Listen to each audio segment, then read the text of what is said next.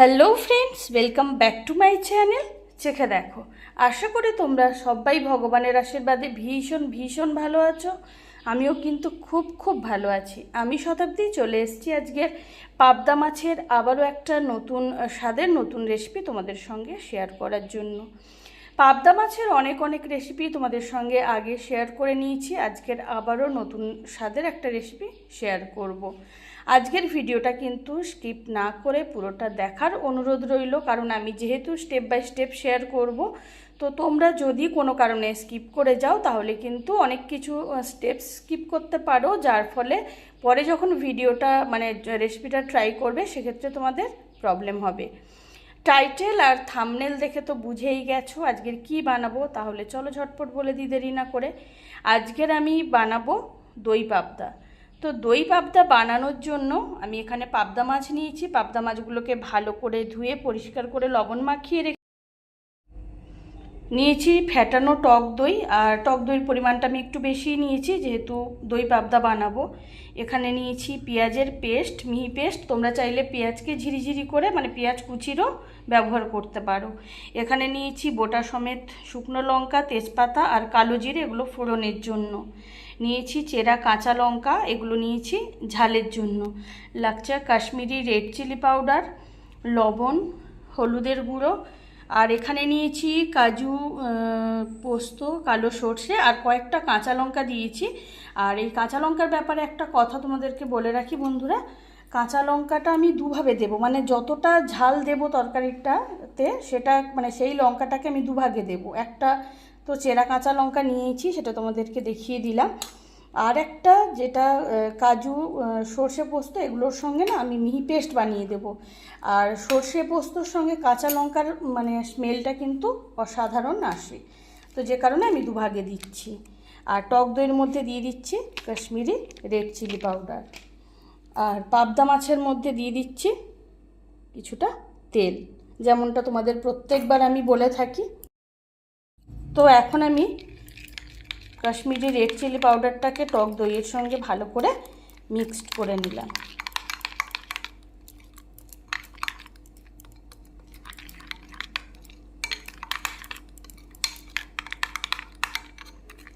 এখন মাছের মধ্যেও খুব ভালো করে হলুদের গুঁড়ো আর তেলটা মাখিয়ে নেব। আর প্রত্যেকবারের মতো এবারেও বলে দিই, তেলটা দিলে কিন্তু তুলনামূলকভাবে মাছগুলো কম ফাটে। কারণ আমরা জানি বোয়াল, পাবদা, ট্যাংরা এই জাতীয় মাছগুলো কিন্তু তেলে দেওয়ার সাথে সাথে খুব ফাটতে শুরু করে। সেক্ষেত্রে আমরা যদি এই কাঁচা মাছে হলুদের সঙ্গে কিছুটা যে কোনো তেল, সর্ষের তেল বা রিফাইন তেল, যে কোনো তেল যদি একটু মাখিয়ে নেওয়া যায় সেক্ষেত্রে কিন্তু তুলনামূলকভাবে কম ফাটবে। তো পাবদা মাছের মধ্যে কিন্তু হলুদের গুঁড়ো আর তেলটা ভালো করে মাখিয়ে নিয়েছি। আর কাজু, কিশমিশ নয়, কাজু, সর্ষে পোস্ত, কাঁচা লঙ্কা, এগুলো তো যখন লাগবে সেটা তো তোমরা জানতেই পারবে ভিডিওটা পুরো দেখলে। তাহলে এখন আর দেরি করব না বন্ধুরা, এখন সোজা চলে যাব। তো বন্ধুরা আছে কিন্তু আমি কড়াই বসিয়ে দিয়েছি, কড়াইতে দিয়ে দেবো সর্ষের তেল। তবে যে কোনো তেলেই কিন্তু অনায়াসে রান্নাটা করে নিতে পারো।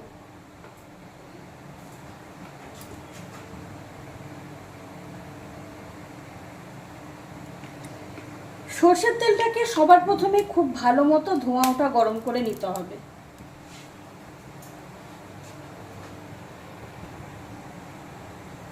তেলটা কিন্তু বন্ধুরা খুব ভালো মতো গরম করে নিয়েছি, একেবারে ধোঁয়া ওঠা গরম করে নিয়েছি আমি। তো এখন লবণ, হলুদ আর সামান্য তেল মাখানো পাবদা মাছগুলোকে তেলের মধ্যে দিয়ে দেব।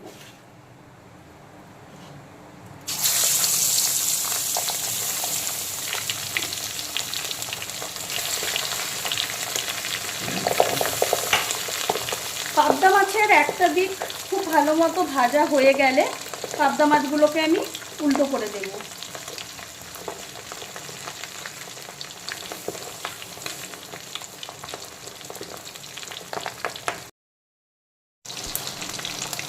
তো এখন কিন্তু পাবদা মাছের একটা দিক ভালো করে ভেজে নিয়েছি। এখন মাছগুলোকে একটু সাবধানে আমি উল্টো করে দিচ্ছি। এখন মাছের উল্টো দিকটাকেও একইভাবে মিডিয়াম ফ্রাই করে নেব, খুব বেশি কড়া কিন্তু ভাজবো না। আর তোমরা দেখতেই পাচ্ছ বন্ধুরা, যেহেতু হলুদ মাখানোর সময় তেল দিয়েছিলাম সে কারণে কিন্তু বেশ মানে অনেকটাই কম ফুটছে মাছগুলো, খুব বেশি কিন্তু থাকছে না। আর তেলের পরিমাণটাও কিন্তু আমি বেশ অনেকটাই দিয়েছি। তো এখন মাছগুলোর উল্টো দিকটাও খুব ভালো করে ভেজে নিচ্ছি। তো পাবদা মাছের দুটো দিকই খুব ভালো করে ভেজে নিয়েছি। পাবদা মাছগুলোকে এখন তেল থেকে তুলে নিচ্ছি।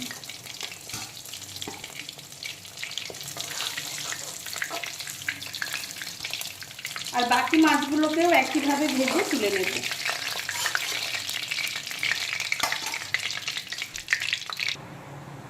তো সবগুলো পাবদা মাছ কিন্তু আমি ভেজে তুলে নিয়েছি। এখন মাছ ভাজার তেলেই দিয়ে দেব প্রথমে বোটা সমেত শুকনো লঙ্কা, তেজপাতা আর কালো জিরে। প্রথমে দিয়ে দিচ্ছি বোটা সমেত শুকনো লঙ্কা। শুকনো লঙ্কাটাকে একটু কালো করে প্রথমে ভেজে নেব।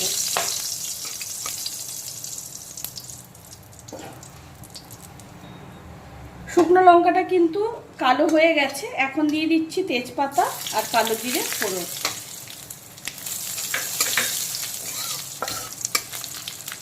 দিয়ে দিচ্ছি পেঁয়াজের মিহি পেস্ট, আর দিয়ে দিচ্ছি চেরা কাঁচা লঙ্কা।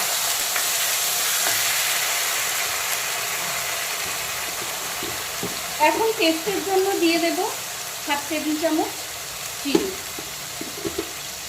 যেহেতু দই পাবদা বানাচ্ছি সেক্ষেত্রে টেস্টটাও কিন্তু ভীষণভাবে ম্যাটার করে। এখানে চিনিটা দেওয়ার ফলে একটা সুন্দর ফ্লেভার আসবে, কিন্তু মিষ্টি হয়ে যাবে না।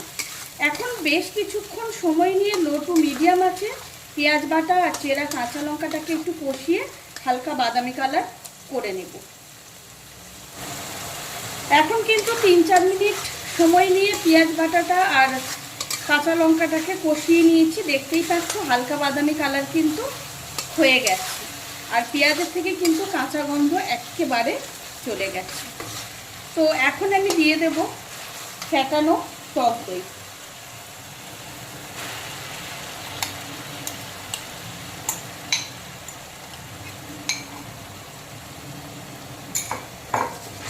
এখন টক দইটাকে ভালো করে পেঁয়াজ বাটার সঙ্গে মিক্সড করে নেব।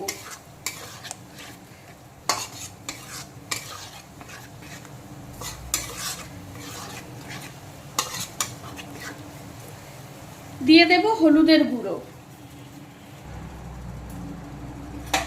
দিয়ে দিচ্ছি পরিমাণ মতো হলুদের গুঁড়ো। এখানেও একটা কথা বলে রাখি, তোমরা চাইলে এটা হলুদের গুঁড়ো ছাড়াও কিন্তু বানাতে পারো। আমি একটু কালারফুল করার জন্য হলুদের গুঁড়োটা দিয়ে দিলাম। এখন আবারও 2-3 মিনিট সময় নিয়ে পেঁয়াজ বাটা, দই এগুলো আমি একটু আবারও কষিয়ে নেব।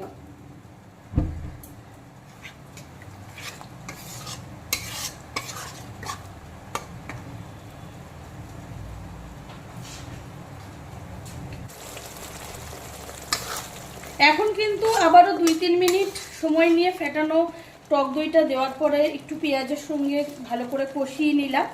এখন দিয়ে দিচ্ছি স্বাদ মতো লবণ।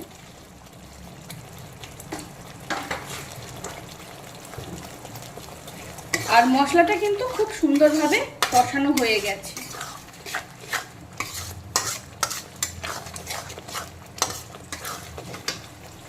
এখন আমি কড়াইতে দিয়ে দেবো কিছুটা গরম জল বা ফোটানো জল।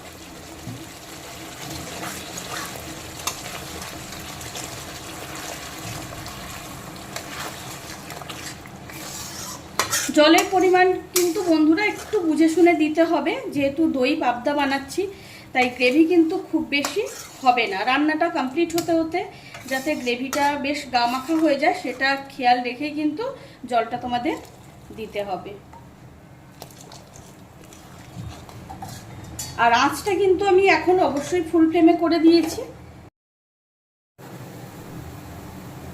গ্রেভিটা কিন্তু খুব সুন্দরভাবে ফুটতে শুরু করেছে যেহেতু ফোটানো জলটা দিয়েছি। এখন দিয়ে দিচ্ছি ভেজে রাখা পাবদা মাছ। পাবদা মাছগুলোকে প্রথমে আমি 1.5 থেকে 2 মিনিট সময় নিয়ে ফুল আঁচে একটু ফুটিয়ে নেব, যাতে মশলার ফ্লেভারটা খুব সুন্দরভাবে মাছের মধ্যে ঢোকে আর মাছের কাতটা যাতে খুব সুন্দরভাবে গ্রেভির সঙ্গে মিশে যায়। আর এই সময়ের মধ্যে আমি কাজু, সর্ষে পোস্ত আর কাঁচা লঙ্কার একটা মিহি পেস্ট বানিয়ে নিচ্ছি। তো এখন কিন্তু প্রায় 1.5 থেকে 2 মিনিট সময় নিয়ে ফুল আছে আমি পাবদা মাছগুলোকে গ্রেভির সঙ্গে কিছুক্ষণ রান্না করে নিয়েছি। আর এদিকে আমার কাজু, সর্ষে পোস্ত আর কাঁচা লঙ্কার মিহি পেস্টও একেবারে রেডি, সেটা আমি এখন দিয়ে দিলাম। আর যেহেতু সর্ষে পোস্ত দিয়েছি সেক্ষেত্রে খুব বেশি রান্না কিন্তু আর বাকি নেই। এখন আবারও 2 থেকে 3 মিনিট সময় নিয়ে বাকি রান্নাটা আমি ফুল আছে করে নেব। আর মিক্সির জারে লেগে থাকা মশলার পেস্টটা আমি সামান্য জলে গুলে কড়াইতে দিয়ে দেব।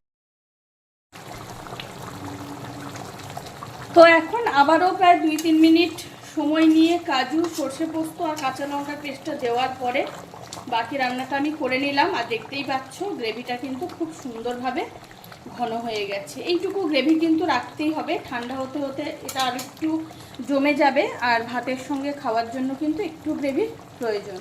তো এখন আমি দিয়ে দিচ্ছি উপর থেকে কিছুটা ধনেপাতা কুচি।